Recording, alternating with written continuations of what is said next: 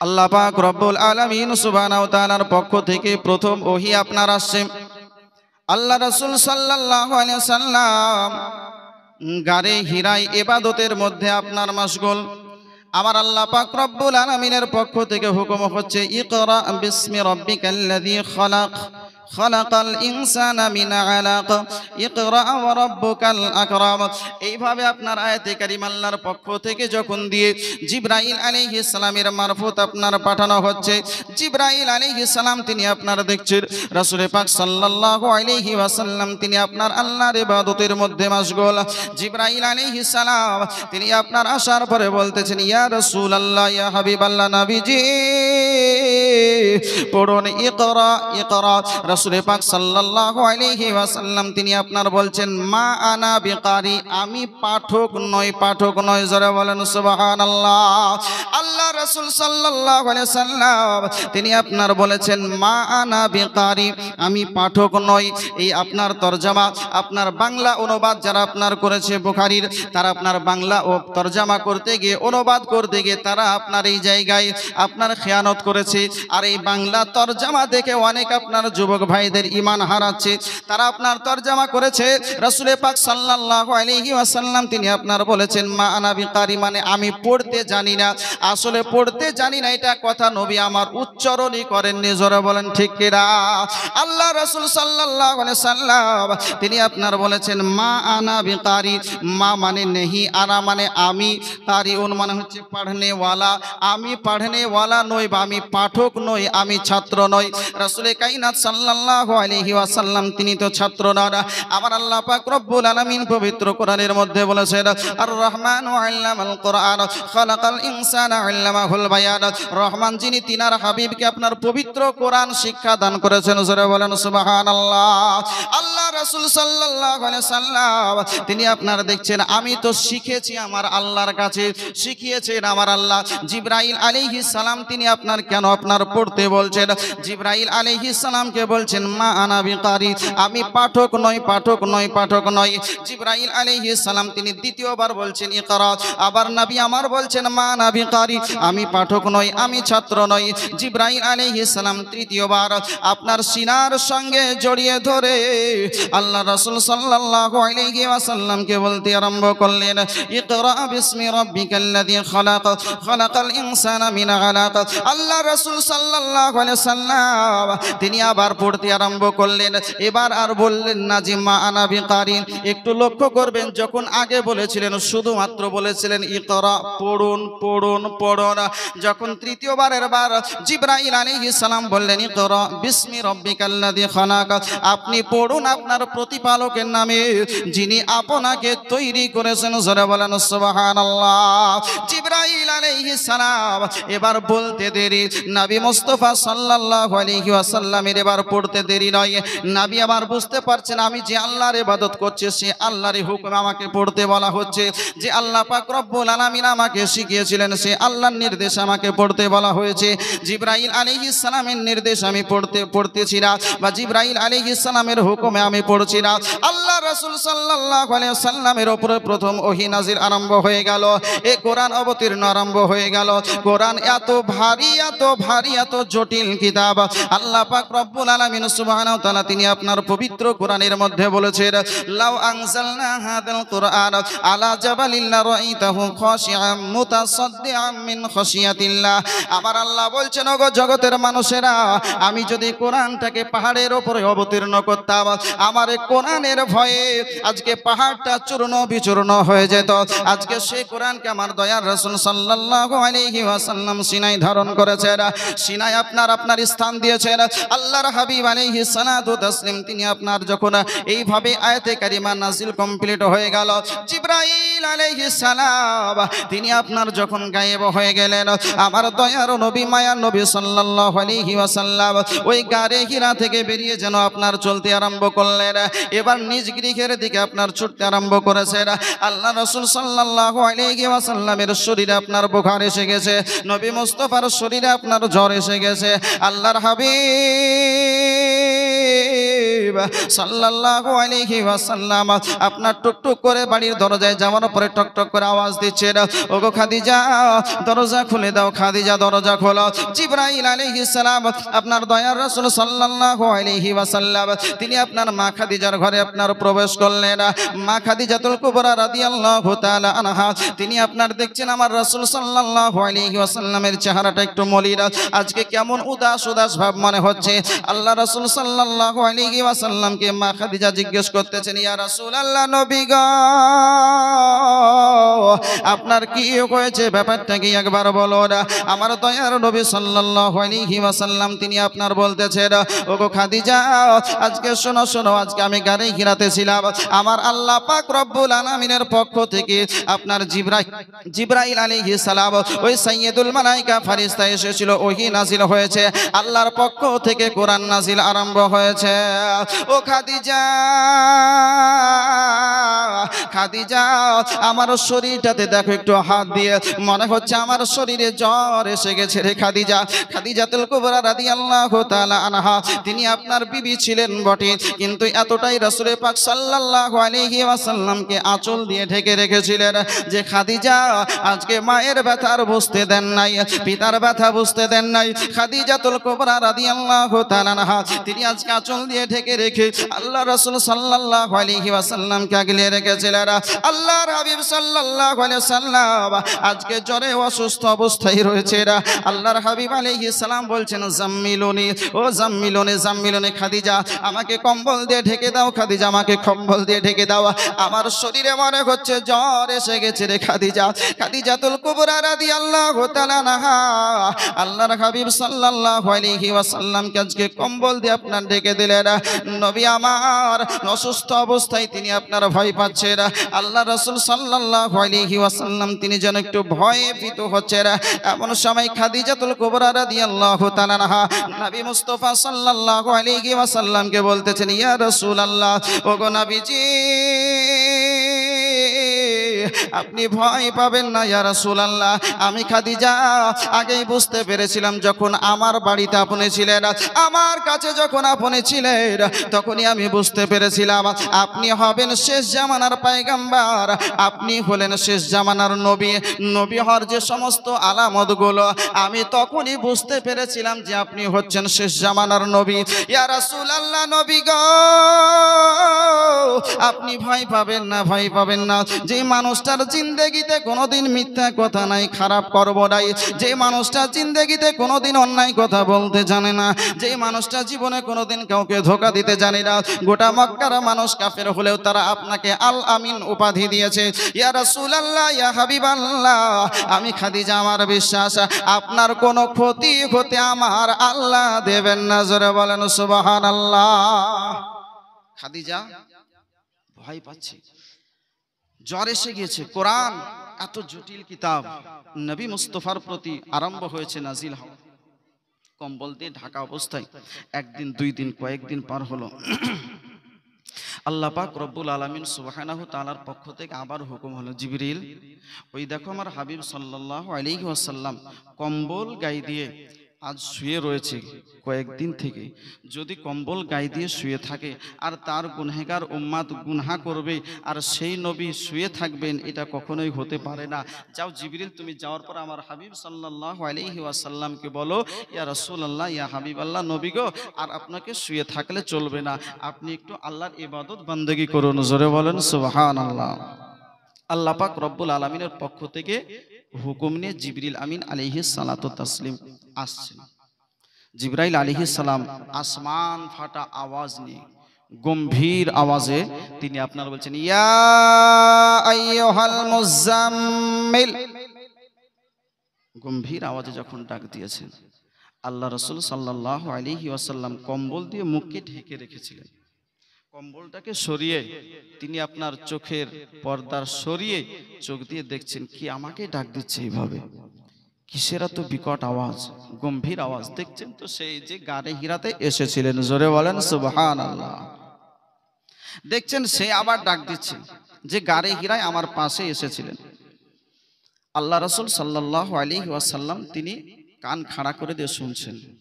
জিবরাইল আলাইহিস সালাম বলছেন কুমিল লাইলা ইল্লা কালিলা নিসফাহু আবিনকুস মিনহু কালিলা আও জিদ আলাইহি ওয়ারাতিলিল কুরআনা তারতিলা।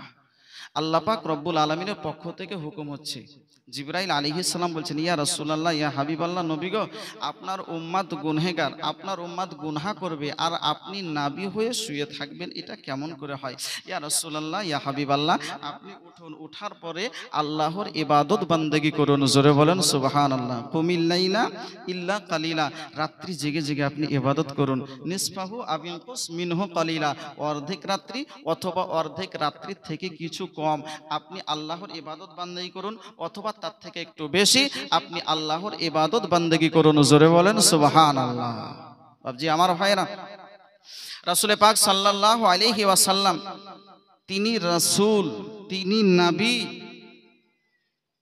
যার নবুয়াত সমস্ত নবুয়াতের থেকে ভারী, যার রেসালাত সমস্ত রেসালাতের থেকে ভারী, যে নবী সমস্ত নবীদের নবী, যে রাসূল সমস্ত রাসূলদের রাসূল, ও রাসূলের জন্য যদি ইবাদতের নির্দেশ হয়, তিনি যদি ইবাদত করেন, তাহলে তার উম্মত আমি দাবি করব, আমরা দাবি করব, আমি বলবো যে আমি নবীর আশিক, নবীর দেওয়ানা, আর নামাজ ছেড়ে দিয়ে বিছানায় চুপচাপ শুয়ে থাকবো, তাহলে কি এটা আশিকের প্রমাণ হবে? এটা জোরে বলেন না, আশিকের প্রমাণ হবে না। আমাদের করণীয়টা কি? আমি যদি বলি যে হ্যাঁ আমি নবীর আশিক, নবীর দেওয়ানা, নবীর পাগল, তাহলে অবশ্যই আমাকে ওই কাজগুলো করা দরকার যেটা আমার নবী পছন্দ করেছেন, যেই কাজগুলো নবী আমার করেছেন ওই কাজগুলো আমাদেরকেও করা দরকার। কিন্তু আমরা সেটা করি না, মুখে বলতে বাহাদুর কিন্তু কাজ করতে রাজি নই। মুখে বলি যে হ্যাঁ আমি নবীর আশিক, নবীর দেওয়ানা, নবীর পাগল, কিন্তু নামাজের কাছে যাই না। মসজিদ কেমন এটা চেহারা দিয়ে একবারও চোখ দিয়ে একবারও দেখি না। আমি বলি নবীর আশিক, কিন্তু রমজান মাসে একটাও রোজা রাখি না। বলি নবীর আশিক, কিন্তু বাপ মাকে ভাত দিই না, বাড়িতে রাখি না, ধাক্কা দিয়ে বাড়ি থেকে বের করে দিই। এটা নবীর আশিকের পরিচয় নয়। নবীর আশিক যদি হয় অবশ্যই ওই কাজগুলো পছন্দ করবে যেটা নবী আমার পছন্দ করেছেন, সাহাবা ইকরাম দেখিয়ে দিয়েছেন। হযরত আনাস রাদিয়াল্লাহু তাআলা আনহু তিনি আপনার বলেন যে আমি কদু খেতে ভালোবাসতাম না, ভালো লাগতো না, কিন্তু যেদিন থেকে আমি শুনেছি রাসূল পাক সাল্লাল্লাহু আলাইহি ওয়াসাল্লাম তিনি কদু খেতে ভালোবাসতেন, কদু আমরা বুঝি না, কদু লাউ, যেদিন থেকে শুনেছি নবীর মুখ দিয়ে যে কি টেস্টফুল খাবার, তো সেই দিন থেকে আমি আনাস এই কদুকে পছন্দ করে নিয়েছি। কেন? যে নবী ভালোবেসেছেন, ওইটা আমি তার গোলাম হিসাবে, তার দেওয়ানা হিসাবে, তার ভক্ত হিসাবে আমার কর্তব্য সেটাকে পছন্দ করে নেওয়া। যদি তাই হয় তাহলে আমাদের অবস্থা কি হবে হযরত? তাই তো নাকি বেরাদারান ইসলাম, আল্লাহ রাসূল সাল্লাল্লাহু আলাইহি ওয়াসাল্লাম, আল্লাহ রাসূল সাল্লাল্লাহু তাআলা আলাইহি ওয়াসাল্লাম তিনি আপনার এইভাবে যখন নির্দেশ হলো, রাসূল পাক সাল্লাল্লাহু আলাইহি ওয়াসাল্লাম ইবাদত করতে আরম্ভ করলেন। একদিন, দুই দিন ইবাদত করে যান। আল্লাহ পাক রব্বুল আলামিনের পক্ষ থেকে একদিন হুকুম হচ্ছে, ইয়া রাসূলুল্লাহ, ইয়া হাবিবাল্লাহ, নবী গো, এবার আপনি ইসলামের দাওয়াত দিতে আরম্ভ করেন, ইসলামের দাওয়াত দিতে আরম্ভ করেন, ইসলাম প্রচার করতে আরম্ভ করেন। আমরা জানি যে রাসূল পাক সাল্লাল্লাহু আলাইহি ওয়াসাল্লাম তিনি ইসলাম প্রচার করেছেন, কিন্তু মনে রাখবেন রাসূল পাক আলাইহিস সালাম তিনি গোপন অবস্থায় প্রায় 3 বছর ইসলামের খিদমত করেছেন, ইসলাম প্রচার করেছেন। কত বছর বললাম? 3 বছর গোপনে ইসলাম প্রচার করেছেন। 3 বছর পর্যন্ত প্রায় 40 জন মানুষ আপনার কালেমা পড়েছিলেন।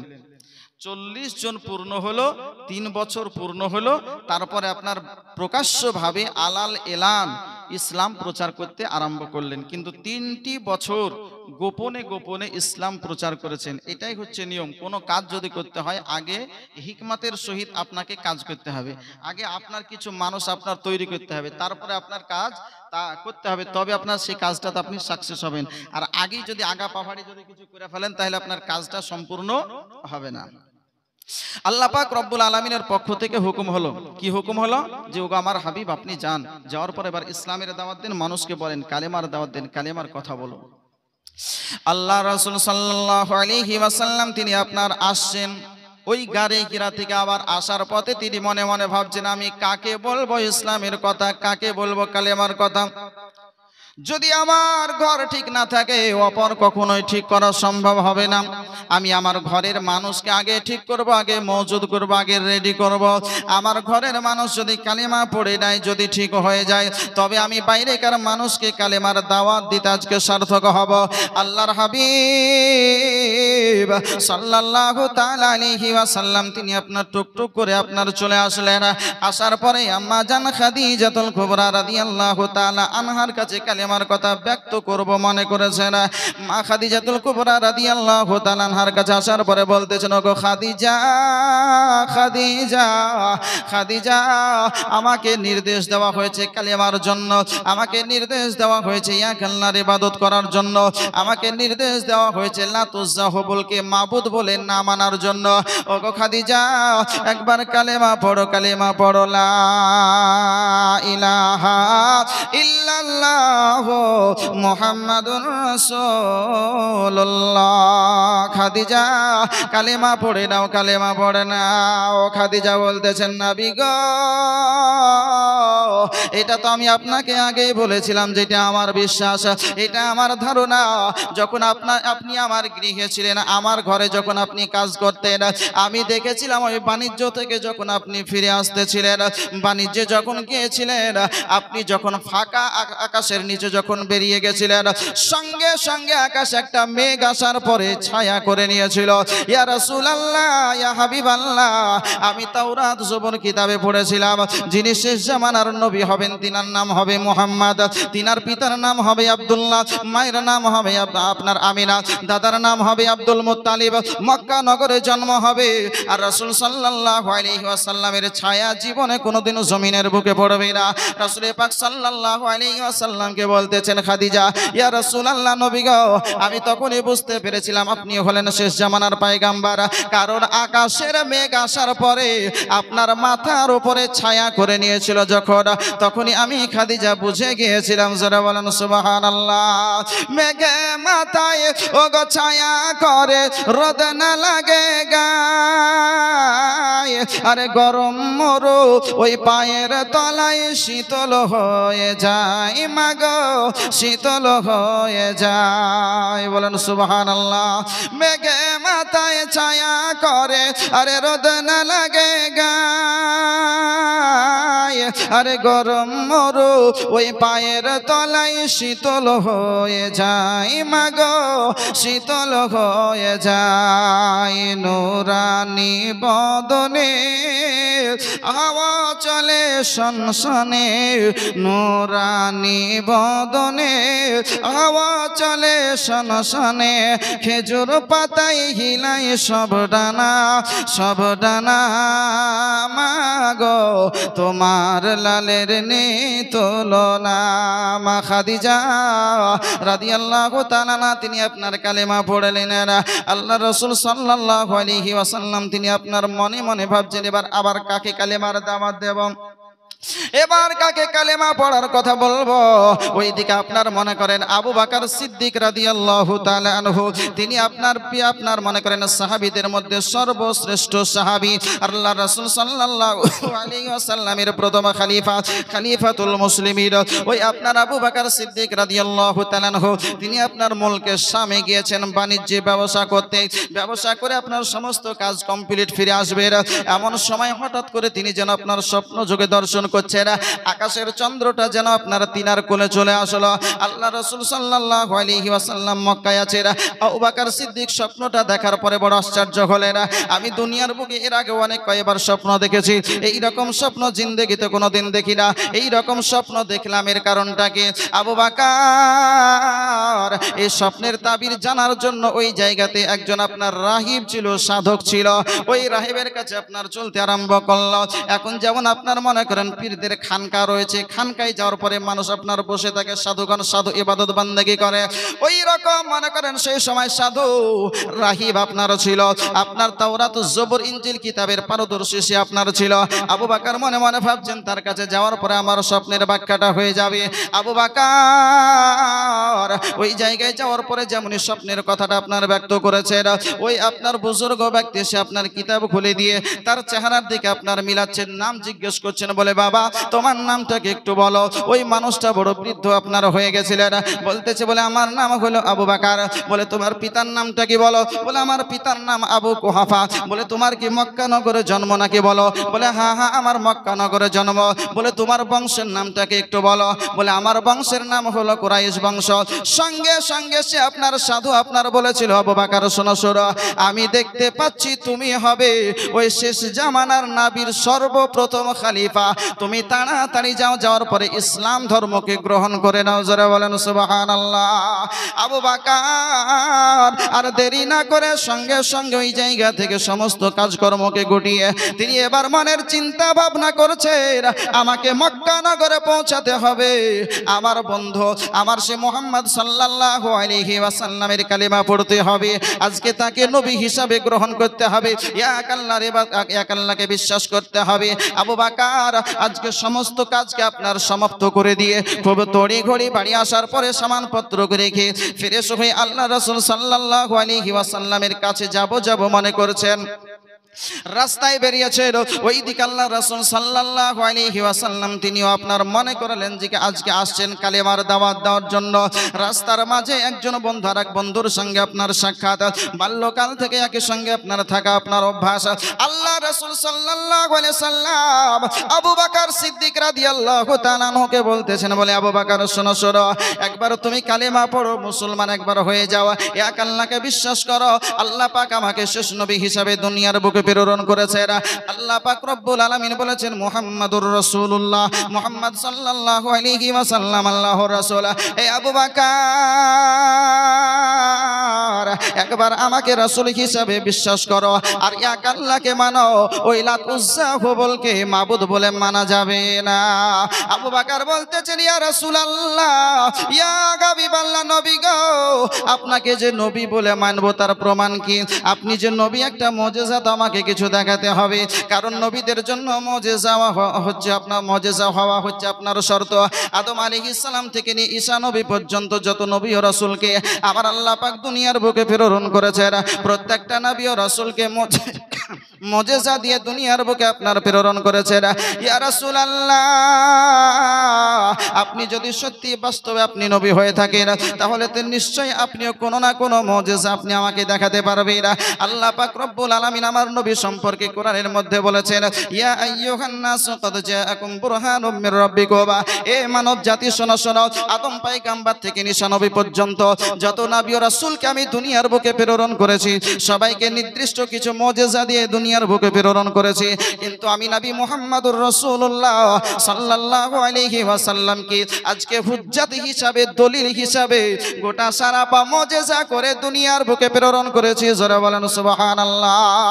আল্লাহ রাসূল সাল্লাল্লাহু আলাইহি সাল্লাম তিনি আপনার বলতেছেন বলে বলো বলো, ওগো আবু বকর, তুমি আজকে আমার কাছে মুজিজা দেখতে চাইছো? আবু বকর বলো যে তুমি আজকে সফরে যাওয়ার পরে ওই যে রাহিবের কাছে তুমি স্বপ্নের তাবির জানতে গেলে, আকাশের চাঁদ তোমার কোলে চলে আসলো আর স্বপ্নের তাবির তুমি জানতে গেলে, বলো এটা কি আমার মুজিজা নাই? বলো। আল্লাহ রাসূল সাল্লাল্লাহু আলাইহি ওয়াসাল্লামের কথা শোনার পরে আবু বকর সিদ্দিক বলেছিলেন ইয়া রাসূলুল্লাহ, ইয়া হাবিবাল্লাহ, আমি যে স্বপ্ন দেখেছি আর স্বপ্নের তাবির জানতে গিয়েছি, মানুষ যদি আপনার মনে করেন কেউ কিছু স্বপ্ন দেখে, পাশে 100 মানুষ শুয়ে থাকলেও কোনো মানুষ সে খবর আপনার বলতে পারবে না যে এই মানুষটা কি আপনার স্বপ্ন দেখতেছি। আপনার আইগুই করবে, দেখবে যে আজকে স্বপ্ন যোগে দেখছে আমাকে চাকু দিয়ে কেটে ফেলছে, আজকে বড় সিংওয়ালা সিংহ আসার পরে মনে করলেন বড় সিংওয়ালা আপনার মনে করলেন এইরকম ষাঁড় আসার পরে তার পেটটাকে ফুটিয়ে দিচ্ছে, বা কেউ তাকে আঘাত করছে মেরে ফেলছে, স্বপ্নে দেখছে, কিন্তু পাশে কার মানুষ শুয়ে থাকলেও সে বুঝতে পারবে না এই মানুষটার কি অবস্থা হচ্ছে। আপনার বলেন স্বপ্ন যদি কেউ দেখে, যেই মানুষটা স্বপ্ন দেখবে সেই মানুষটা শুধুমাত্র অবগত হবে। আবু বকর বলছেন আমি স্বপ্ন দেখেছি ইয়া রাসূলুল্লাহ, ইয়া হাবিবাল্লাহ, আমার স্বপ্নের কথা যখন আপনি বলে দিয়েছেন তার মানে নিশ্চয় আপনি বারহাক সত্য নবী, এতে কোনো সন্দেহ নাই। জোরে বলেন সুবহানাল্লাহ। কারণ আজকে স্বপ্নের কথা, এই যে গায়েবের কথা, এটা নবী ছাড়া কারো দ্বারা সম্ভব হতে পারে না। আমার আল্লাহ পাক রব্বুল আলামিন সুবহানাহু ওয়া তাআলা তিনি আপনার বলেন ওয়া আল্লামাকা মা লাম তাকুন তা'লাম, ওগো আমার হাবিব গায়েব, আপনি যাহা কিছু জানিতেন না সমস্ত বিষয় আপনাকে আমি আল্লাহ জানিয়ে দিয়েছি। এই আয়াতের তাফসীর করতে গিয়ে আল্লামা জালালউদ্দিন সুয়ুতী রাহমাতুল্লাহ আলাইহি তিনি আপনার বলেছেন আই মিনাল আহকামি ওয়াল গায়ব। রাসূল পাক সাল্লাল্লাহু আলাইহি ওয়াসাল্লামকে কি কি বিষয় জ্ঞান শিক্ষা দেওয়া হয়েছিল আল্লামা জালালউদ্দিন সুয়ুতী রাহমাতুল্লাহি তাআলা আলাইহি তিনি আপনার বলেন আমার দয়ার রাসূল সাল্লাল্লাহু আলাইহি ওয়াসাল্লামকে শরীয়তের সমস্ত হুকুম সমূহ এবার আপনার গায়েবের জ্ঞান সমূহ আমার রাসূলকে আমার আল্লাহ জানিয়ে দিয়েছেন। জোরে বলেন সুবহানাল্লাহ। কোরআনে আপনার খুললাম স্পষ্ট ভাবে আমার আল্লাহ পাক রব্বুল আলামিন বলেন ওয়া মা হুয়া আলাল গায়বি বিদানিনা, আমার গায়েবের খবর দিতে নবী আমার কৃপণতা করেন না। আল্লাহ রাসূল সাল্লাল্লাহু আলাইহি ওয়াসাল্লাম তিনি আপনার বলতেছেন আবু বকর ওটা কি আজকে বলো গায়েবের খবর নাই, আর ওটা কি আমার মুজিজা নাই একবার বলো। আবু বকর বলতেছেন ইয়া রাসূলুল্লাহ আমার বিশ্বাস হয়ে গেছে, ইয়াকিন হয়ে গেছে আপনি হলেন শেষ জামানার শেষ পয়গম্বর, আপনি হলেন আপনার সমস্ত নবীদের নবী নবী মুহাম্মদুর রাসূলুল্লাহ সাল্লাল্লাহু আলাইহি ওয়াসাল্লাম। এটা আমার আর মানতে কোনো দ্বিধা নাই। জোরে বলেন সুবহানাল্লাহ। আল্লাহ রাসূল সাল্লাল্লাহু আলাইহি ওয়াসাল্লাম তিনি আপনার বলতেছেন বলে আবু বকর তাহলে কালেমা পড়ো লা ইলাহা ইল্লাল্লাহু মুহাম্মাদুর রাসূলুল্লাহ। আল্লাহ ছাড়া কোনো উপাস্য নেই আর মুহাম্মদ সাল্লাল্লাহু আলাইহি ওয়াসাল্লাম আল্লাহর রাসূল। আল্লাহুম্মা সাল্লি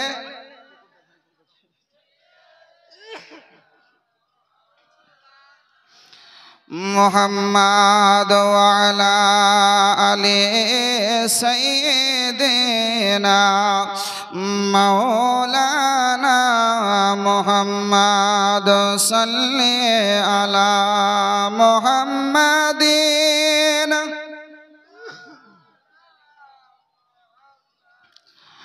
हरदम ज़बान से निकालो पाक नामे मोहम्मद, हरदम ज़बान।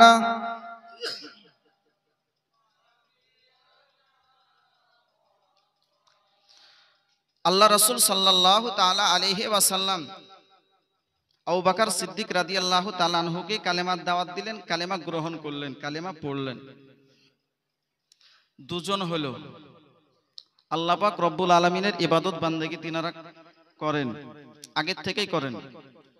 তখন কিন্তু এই 5 ওয়াক্তের নামাজ ফরজ হয়নি, এটা তো পরবর্তীতে আসলো। মেরাজে যাওয়ার পরে নামাজ এসেছে, তাই তো নাকি? তো রাসূল পাক সাল্লাল্লাহু আলাইহি ওয়াসাল্লাম মেরাজের আগেও নামাজ পড়েছেন, ইবাদত করেছেন, নফল ইবাদত। আবু বকর সিদ্দিক দেখছেন নামাজ পড়ছেন, রাসূল পাক দেখছেন নামাজ পড়ছেন।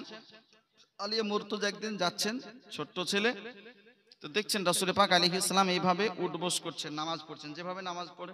তো দাঁড়িয়ে দাঁড়িয়ে দেখছেন কি করছে, ব্যাপারটা কি।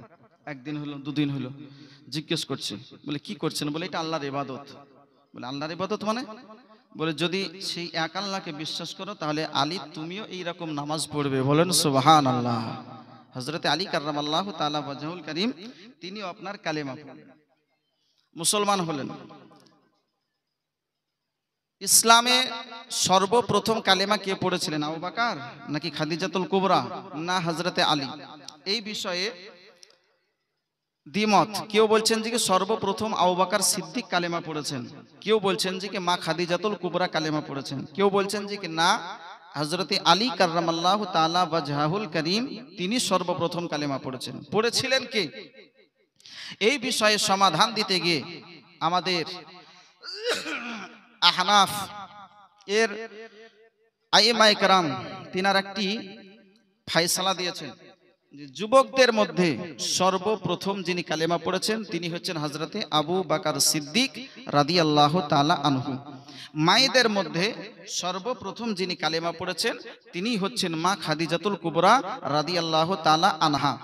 আর বাচ্চাদের মধ্যে সর্বপ্রথম যিনি কালেমা পড়েছেন তিনি হচ্ছেন আলিউল মুর্তজা রাদিয়াল্লাহু তাআলা আনহু। জোরে বলেন সুবহানাল্লাহ। কালেমা পড়লেন একের পর এক। এবার গোপনে আবু বকর সিদ্দিক তিনিও ইসলামের দাওয়াত দেন, রাসূল পাক সাল্লাল্লাহু আলাইহি ওয়াসাল্লাম তিনিও আপনার ইসলামের দাওয়াত দেন। একে একে আপনার সবাই গোপনে গোপনে চেষ্টা চালিয়ে যান ইসলামের দাওয়াত দেন। কারণ রাসূল পাক সাল্লাল্লাহু আলাইহি ওয়াসাল্লামের ইচ্ছা, মনের আরমান যে যত তাড়াতাড়ি পারা যাবে আমি ইসলামের দাওয়াতটা মানুষের কাছে পৌঁছে দিলে মানুষ যদি ইসলাম গ্রহণ করে নেয়, কালেমা যদি পড়ে নেয়, তাহলে জাহান্নামের জ্বালানি হতে তারা বেঁচে যাবে। জোরে বলেন সুবহানাল্লাহ। কোরআন বলেছে জাহান্নামের জ্বালানি কি হবে, কোরআন উঠিয়ে দেখুন, আল্লাহ বলেন ওয়াকুদুহান নাস ওয়াল হিজারাহ, ওয়াকুদুহান নাস ওয়াল হিজারাহ, জাহান্নামের ইন্ধন, জাহান্নামের জ্বালানি, জাহান্নামের লকড়ি হচ্ছে মানুষ আর কিছু পাথর। মানুষ আর পাথর হচ্ছে জাহান্নামের জ্বালানি। আপনি বলবেন যে মানুষ জাহান্নামের জ্বালানি, যদি অপরাধ করে, গুনাহ করে, অন্যায় করে, হারাম কাজ করে, কালেমা না পড়ে, ঈমান না আনে, তাহলে সে জাহান্নামের জ্বালানি হবে। এটা তো বাস্তব। তাহলে পাথর কি করলো? বেজান পাথর, যার মধ্যে কোনো জান নাই, তার কি অপরাধ? প্রশ্ন জাগবে কি জাগবে না? যে আমি কালেমা, কেউ কালেমা পড়েনি, ঈমান আনেনি, বা কেউ নামাজ রোজা করেনি, গুনাহার কাজ করেছে, সে জাহান্নামে গেল, জাহান্নামে জ্বলল, ঠিক আছে। কিন্তু যে পাথর, যার জান নাই, হিলাদলা করতে পারে না, কিছু বলতে পারে না, তো সে জাহান্নামে যায়া ফায়দাটা কি হবে? বলে হ্যাঁ ফায়দা হবে। মুফাসসিরিনগণ বলেছেন শোনো, ওই সমস্ত পাথরকে জাহান্নামে নিক্ষেপ করা হবে যে সমস্ত পাথরের ইবাদত করা হতো দুনিয়ার বুকে। যে সমস্ত মানুষ ওই পাথরগুলোকে মাবুদ বলে মানতো, খোদা বলে মানতো, ইলাহা বলে মানতো, ওই সমস্ত পাথরগুলোকে জাহান্নামে নিক্ষেপ করা হবে। আর ওই জাহান্নামীদেরকেও দেখানো হবে যে দেখো দুনিয়ার বুকে তোমরা এই পাথরটার ইবাদত করেছিলে, মনে করেছিলে যে এটা তোমাদের খোদা, মনে করেছিলে এটা তোমাদের মাবুদ, দেখো আজ ওই পাথরটাও জাহান্নামে জ্বলছে, তুমিও জাহান্নামে জ্বলছো। তাদের মনের আবেগটাকে আরো বাড়ানোর জন্য আল্লাহ ওই পাথর আর মানুষকে জাহান্নামের ভিতরে নিক্ষেপ করবেন। বলার উদ্দেশ্য যে জাহান্নামে মানুষ যাবে, জাহান্নামের জ্বালানি হবে। জাহান্নাম থেকে বাঁচার জন্য নবী আমার চেষ্টা করছেন যত তাড়াতাড়ি হয় কালেমার দাওয়াত দিব। মানুষ কালেমা পড়ে নিলে সে জান্নাতি হবে, ঈমান যদি তার থাকে। জোরে বলেন সুবহানাল্লাহ। আল্লাহ রাসূল সাল্লাল্লাহু আলাইহি ওয়াসাল্লাম তিনি বলেছেন মান ক্বালা লা ইলাহা ইল্লাল্লাহ ফাদাখালাল জান্নাহ, যে ব্যক্তি পড়বে ঈমানের সহিত, বিশ্বাসের সহিত লা ইলাহা ইল্লাল্লাহ মুহাম্মাদুর রাসূলুল্লাহ সাল্লাল্লাহু আলাইহি ওয়াসাল্লাম, সে অবশ্যই জান্নাতে যাবে। যদি তার ঈমান কালেমা পড়ার সঙ্গে সঙ্গে তার বিশ্বাস যদি ঠিক থাকে। একটা কালেমা পড়া মানে শুধু কালেমা পড়ে নিলাম আর বাকি বিষয়কে অস্বীকার করে দিলাম, বিষয়টি কিন্তু এইরকম নয়। একটা জিনিস মনে রাখবেন, কালেমা এমন একটি শব্দ আর কালেমা এমন একটি বাক্য যে বাক্যটা পড়ার সঙ্গে সঙ্গে ইসলামের যত হুকুম আহকাম আছে সমস্ত হুকুম আহকাম তার উপরে কিন্তু লাগু হয়ে যায়, তার উপরে বর্তে যায়, তার উপরে আপনার আবশ্যক হয়ে যায় যে নামাজ ফরজ, রোজা ফরজ, হজ ফরজ, যাকাত ফরজ, এই রকম যাবতীয় কিছু তার উপরে আপনার লাগু হয়ে যায়। যদি আমি কালেমা পড়ি আর কোনো একটা জিনিসকে যদি অস্বীকার করি তাহলে সে কালেমা পড়ার কোনো ভ্যালু থাকে না। ওই রকম কালেমা তো অনেক হিন্দু মাস্টাররাও পড়ে না? যে সমস্ত মাস্টার অ্যারাবিক নিয়ে, আপনার অ্যারাবিক মাস্টার যারা আসলে হিন্দু কিন্তু মাদ্রাসায় পড়াচ্ছে, অ্যারাবিক মাস্টার, সে কালেমা পড়ছে, সে আপনার আরবিতে যা আছে তা বারবার সবার উচ্চারণ করছে, তাহলে হিন্দু মাস্টারটাকে আপনার মুসলমান হয়ে যাবে না? মুসলমান পড়া মানে কি? পড়ার সঙ্গে সঙ্গে সমস্ত বিষয়ের উপরে তাকে ঈমান আনতে হবে, তবেই সে ঈমানদার হতে পারবে। বেরাদারানে মিল্লাত ইসলামিয়া, যাই হোক ওই দিকে যাচ্ছি না, সময় খুব কম। এই সমস্ত আলোচনা মুফতি সাহেব করবেন। রাসূল পাক সাল্লাল্লাহু আলাইহি ওয়াসাল্লাম এইভাবে ইসলামের দাওয়াত দিচ্ছেন, গোপনে কালেমার কাজ চলছে। 39 জন কালেমা পড়ে নিয়েছেন গোপনে এইভাবে। তলহা, জুবাইর, আব্দুর রহমান ইবনে আউফ, একের পর এক আপনার সাহাবায়ে কেরাম কালেমা পড়ছেন। প্রায় 39 জন সাহাবী গোপনে গোপনে। আর এইভাবে ইসলামের দাওয়াত দিতে দিতে 3টি বছর আপনার প্রায় পূর্ণ হতে চলেছে। এমন সময় রাসূল পাক সাল্লাল্লাহু আলাইহি ওয়াসাল্লামের একজন রাসূল পাক আলাইহিস সালামের পরবর্তীতে সাহাবী হচ্ছেন উমর ইবনুল খাত্তাব। সে আপনার জেনে গেছে যে নবী মুহাম্মদ সাল্লাল্লাহু আলাইহি ওয়াসাল্লাম তিনি নিজেকে বলছেন যে আমি রাসূল, নবী, শেষ জামানার নবী, এক আল্লাহর ইবাদত করতে হবে আর আমাকে নবী হিসাবে মানতে হবে। এই লাত, উজ্জা, হুবল আর বাকি যত মাবুদ আছে, মূর্তি আছে, কাউকে মাবুদ বলে মানা যাবে না, এক আল্লাহকে বিশ্বাস করতে হবে। তো অতএব ওই মুহাম্মদ সাল্লাল্লাহু আলাইহি ওয়াসাল্লামকে দুনিয়ার বুকে রাখবো না, শেষ করে দেব। উলঙ্গ তলোয়ার নিয়ে একদম চলতে আরম্ভ করেছে। কোথায়? যে রাসূল পাক সাল্লাল্লাহু আলাইহি ওয়াসাল্লামের গর্দানকে পার করব, শেষ করে দেব। নবী থাকবে না, আর কেউ কালেমার কথা বলবে না। নবী থাকবে না, আর কেউ ইসলামের কথা বলবে না, আর আমাদেরকে কেউ বিরক্ত করবে না। ওমর ইবনুল খাত্তাব রাদিয়াল্লাহু তাআলা আনহু তলোয়ার নিয়ে চলে যাচ্ছেন রাস্তায়। রাস্তার মাঝে একজন সাহাবীর সঙ্গে দেখা, যার নাম হচ্ছে আবু নাঈম রাদিয়াল্লাহু তাআলা আনহু। তিনার সঙ্গে আপনার সাক্ষাৎ। হযরতে আবু নাঈম রাদিয়াল্লাহু তাআলা আনহু তিনি আপনার বলছেন, ওমর তোমার চোখগুলো মনে হচ্ছে একদম লাল হয়ে আছে, আর হাতে তলোয়ার, কোথায় যাচ্ছ? ওমর রাদিয়াল্লাহু তাআলা আনহু তিনি বলছেন, শোনো, আমি ওই মুহাম্মদ সাল্লাল্লাহু আলাইহি ওয়াসাল্লামের গর্দানটাকে একদম উড়িয়ে দেওয়ার জন্য যাচ্ছি। কেন? যে সে নিজেকে বলছে নবী আমি, আর এক আল্লাহকে মানতে হবে, আর আমাকে নবী হিসেবে মানতে হবে, আর বাকি কোনো মাবুদকে মাবুদ বলে মানা যাবে না। তো আমাদের ধর্মের বিরুদ্ধে যখন কথা বলেছে, তো ওই নবীকে রাখবো না, আর আমাদের ধর্মের বিরুদ্ধে কেউ কথাও আপনার বলবে না। আবু নাঈম রাদিয়াল্লাহু তাআলা আনহু তিনি বলছেন যে উমারকে দেখে গোটা মক্কার মানুষ ভয় পেত। একবার যদি হুঙ্কার ছেড়তো সিংহের মতন, তো গোটা মক্কার মানুষ কম্পিত হয়ে যেত। কিন্তু আমি আবু নাঈম ভয় পেলাম না। বলছি, উমার তুমি যাকে আঘাত করতে যাচ্ছ, আজকে পরের খবর না নিয়ে ঘরের খবর নাও। তোমার ঘরকে আগে দেখো, ঘরকে সামলাও। তোমার ঘরকেই তো তুমি ঠিক করতে পারো না, নবীকে আজকে আঘাত করার জন্য যাচ্ছ। বলে তার মানে? বলে তোমার বোন আর বোনাই সেই তো কালেমা পড়ে মুসলমান হয়ে গেছে, তুমি নবীকে মারার জন্য যাচ্ছ? যাও আগে দেখো। উমর রাদিয়াল্লাহু তাআলা আনহু তিনি বলছেন যে কি ওই দিক যাওয়া বাদ দিয়া সঙ্গে সঙ্গে আমার মুখ ঘুরিয়ে নিলাম। কোন দিকে? হ্যান্ডেল ঘুরিয়ে একবার ঘুরিয়ে নিলাম আমার বোনের বাড়ির দিকে, যেখানে আমার শুনেছি যে আমার বোন নাকি কালেমা পড়েছে। ওই বোনের দিকে ছুটতে আরম্ভ করলাম। হযরতে ওমর রাদিয়াল্লাহু তাআলা আনহু তিনি আপনার টুকটুক করে চলতে আরম্ভ করেছেন। বোনের দরজায় দেওয়ার পরে টকটক করে যেমনই আওয়াজ দিয়েছেন, বোন আপনার ঘরের ভিতরে কোরআন কারীম আপনার আয়াতে কারীমা পড়তে আরম্ভ করেছিলেন, পড়তেছিলেন। বোন বাবা উভয় আপনার কোরআন পড়তেছিলেন। কিতাবের মধ্যে আপনার এসেছে সূরা তাহা, তাহা মা আনজালনা আলাইকাল কুরআনা লিতাশকা ইল্লা তাযকিরাতাল লিমান ইয়াখশা। এইভাবে কোরআনে কারীম তিনার আপনার তেলাওয়াত করতেছিলেন। উমর রাদিয়াল্লাহু তাআলা আনহু তিনি আপনার দরজায় যাওয়ার পরে যেমনই আওয়াজ দিয়েছেন, উমারের আওয়াজ পেয়েছেন, সঙ্গে সঙ্গে যেন আপনার সেই পবিত্র গ্রন্থটাকে তুলে রেখে দিয়েছেন। উমর বলতেছেন, বলে দরজা তাড়াতাড়ি খোলো, নইলে তোমাদের অবস্থা ভালো থাকবে না। সঙ্গে সঙ্গে দরজাটাকে আপনার খুলে দেওয়া হয়েছে। আপনার দরজা খুলে দেওয়া হলো। উমর বলতেছে, বলে বোন বলো, আজকে তোমরা কি কালেমা পড়েছো নাকি মুসলমান হয়েছো নাকি বলো? উমরকে বলতেছে, বোন বলে অবশ্যই আজকে যদি চাই তাহলে তোমার সম্মুখে মিথ্যা কথা বলতে পারি, কিন্তু এমন নবীর কালেমা পড়েছি, এমন ধর্মকে আজকে গ্রহণ করেছি যেই ধর্মে মিথ্যা কথা বলা শিখাই না। আমার আল্লাহ পাক রব্বুল আলামিন বলেছেন, ফাওয়াইলু ইয়াউমা ইদিল লিল মুকাজ্জিবিন। একাধিকবার কোরআনের মধ্যে আমার আল্লাহ পাক রব্বুল আলামিন বলেছেন, যারা মিথ্যাবাদী যারা মিথ্যা কথা বলে, আমার আল্লাহ বলছেন তাদের জন্য আমি একটি জাহান্নাম নির্দিষ্টভাবে তৈরি করে রেখেছি। ওই জাহান্নামটার নাম হলো বাইল জাহান্নাম। আল্লাহ রাসূল সাল্লাল্লাহু আলাইহি ওয়াসাল্লামের সাহাবিয়া তিনি আপনার বলতেছেন, বলে আমি যদি চাই তাহলে মিথ্যা কথা বলতে পারি, কিন্তু মিথ্যা কথা বলা ধর্ম আমি গ্রহণ করি নাই। আজকে এমন একটা ধর্ম গ্রহণ করেছি যে ধর্মের সত্যের বার্তা আপনার দেয়, সত্য কথা আপনারা বলা শিখাই।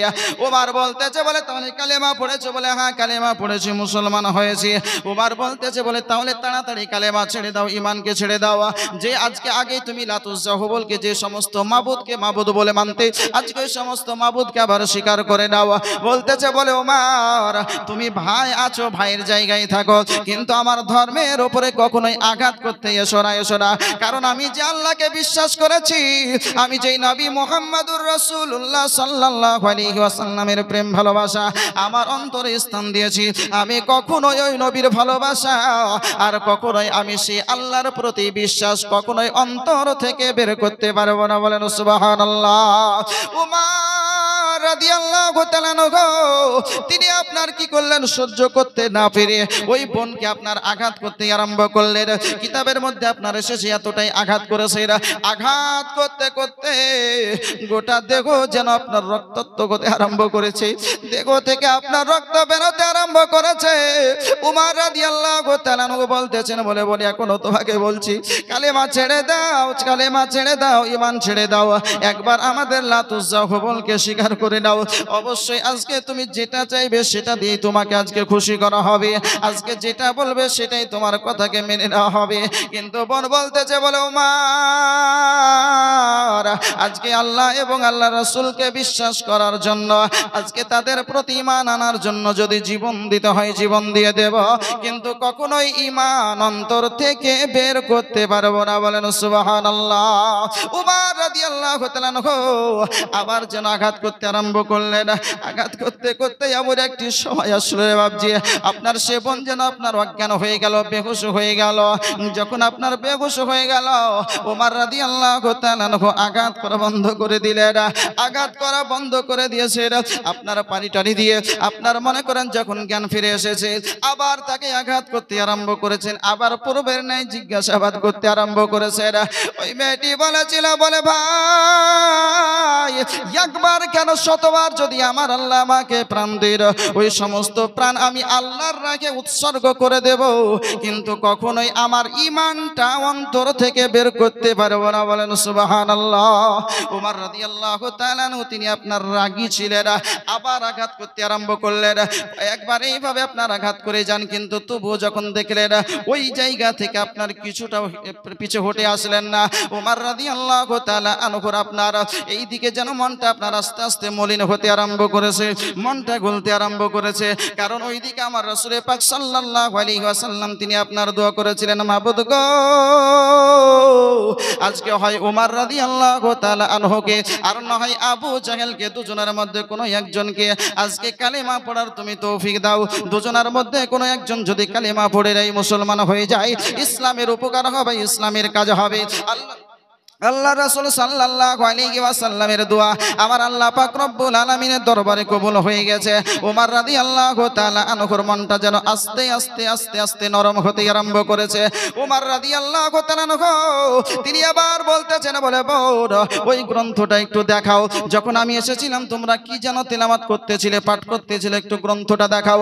ওমর রাদিয়াল্লাহু তাআলা আনহুর বোন বলতেছে, বলে ভাই যারা এখন তোমার দেখার মতন অবস্থা নাই, আর যদি সেই কিতাবকে পড়তে হয়, আর যদি সেই কিতাবকে ছুতে হয়, স্পর্শ করতে হয়, তোমাকে গোসল করতে হবে, ওই নবীর উপরে ঈমান আনতে হবে, ওই এক আল্লাহর প্রতি ঈমান আনতে হবে, তবেই তুমি সেই কিতাবটা আজকে ছুতে পারবে, স্পর্শ করতে পারবে, পড়তে পারবে। উমর রাদিয়াল্লাহু তাআলা আনহু কিতাবের মধ্যে আপনার এসেছে, উমর রাদিয়াল্লাহু তাআলা আনহু তিনি আপনার এবার ফিদা হয়ে গেছেন। তিনি আপনার বলতেছেন, বলা এক কাজ করো, তাহলে যখন আমাকে ছুতে দেবে না, স্পর্শ করতে দেবে না, পড়তে দেবে না, তাহলে একটু আমাকে তেলাওয়াত করে শোনাও, যেই জায়গাটা তোমরা তেলাওয়াত করতেছিলে, মধুর বাণী কোরআন। ওনার বোন যেন এবার তেলাওয়াত করতে আরম্ভ করেছে, তাহা মা আনজালনা আলাইকাল কুরআনা লিতাশকা ইল্লা তাযকিরাতাল লিমান ইয়াখশা তানজিলাম মিম্মান খালাকাল আরদা ওয়াস সামাওয়াতিল উলা আর রহমানু আলাল আরশি ইসতাওয়া। এইভাবে যখন কোরআন তেলাওয়াত করতে আরম্ভ করেছে, উমর রাদিয়াল্লাহু তাআলা আনহু যেন এবার হিলতে দুলতে আরম্ভ করেছে, এবার ফেদা হয়ে গেছে।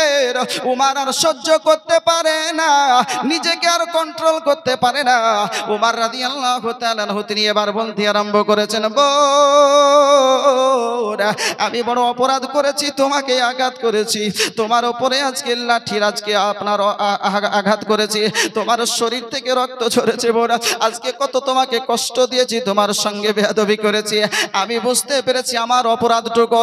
এবং আজকে আর দেরি নয়, দেরি নয়, দেরি নয়, যেই জায়গাতে যাওয়ার পরে এত সুন্দর মধুর বাণী পাওয়া গেছে, ওই জায়গাতে চলো, যাওয়ার পরে আজকে কি করো, আমাকেও নিয়ে যাওয়ার পরে কালেমা আমার পড়ার ব্যবস্থাটা করে দাও, আমার গলায় রশি বাঁধো, আমি একজন অপরাধী, আমার গলায় রশি বেঁধে আজকে নিয়ে চলো ওই নবী মুস্তাফার দরবারে।